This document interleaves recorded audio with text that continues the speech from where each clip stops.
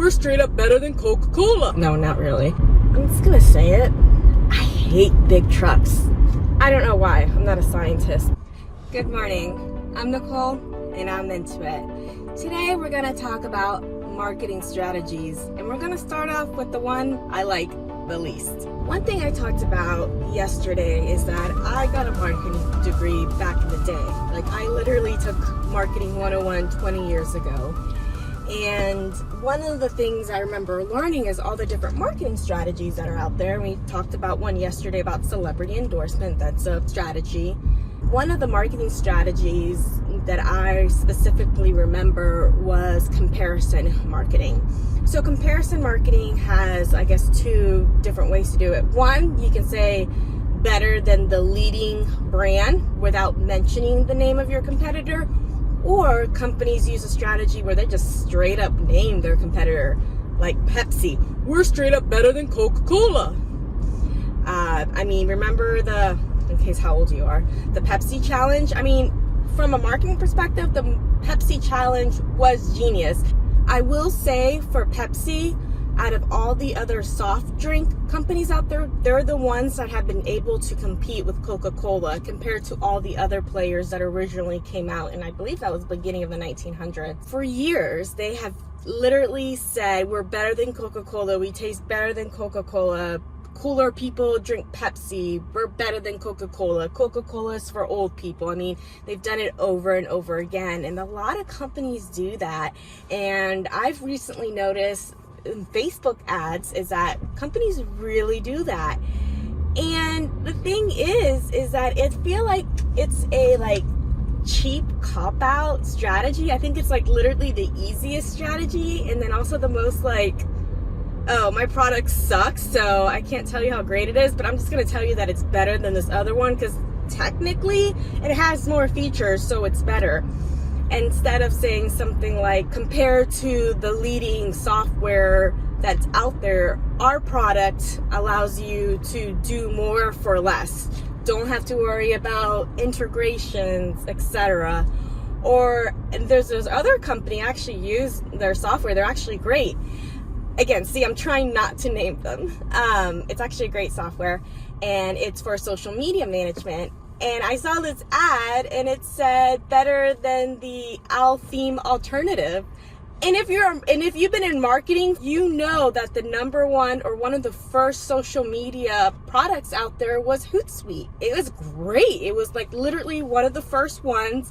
I remember when I first started using it, it was $6 a month. It was wonderful.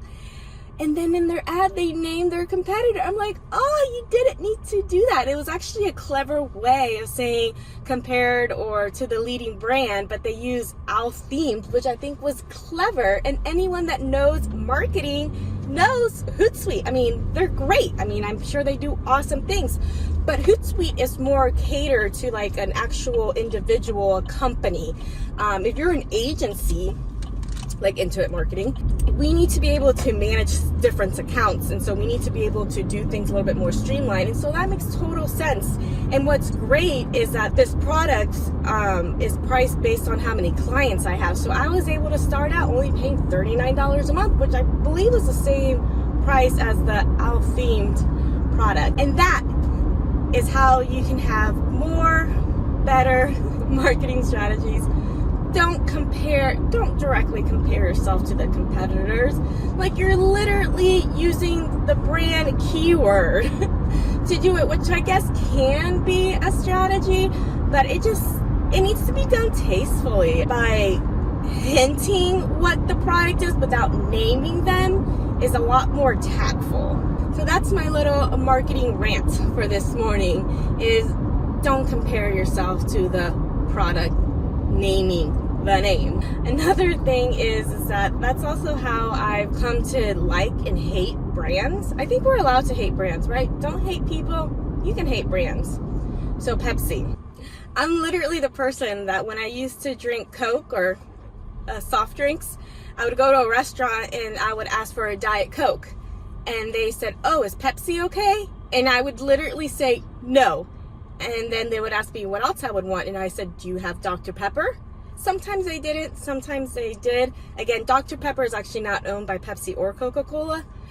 And if they said no, I would drink water. That's how much I do not like Pepsi. I mean, I also hate Diet Pepsi. It's actually disgusting. Regular Pepsi's okay, but it has so much sugar in it. And I guess Diet Pepsi has a lot more aspartame in it. That's delicious. No, not really. That's just one of the brands. And Coca-Cola is just awesome. And again, I want to do an episode just talking about their marketing strategy, and what it really is that they incorporated themselves in the American culture, which is such an awesome story. They even have a museum in Georgia, which of course I went to because I think they're marketing geniuses. I just really admire them as a company. Kind of hate certain brands, not the people. The people are awesome. I love people. It's like that friend that you always wanted to tell off, you know, but then you finally get that moment to do it and you're like, oh, I feel so much better. That's how I feel. All right, well, thank you guys so much for tuning in and listening to my rant and how you can come up with better marketing strategies. I think tomorrow's episode, I think we're going to talk about the 4 P's of marketing. One thing I so want to stress is that while the world of marketing has completely changed because of the internet, the principles still remain the same. This is Nicole, and I'm into it.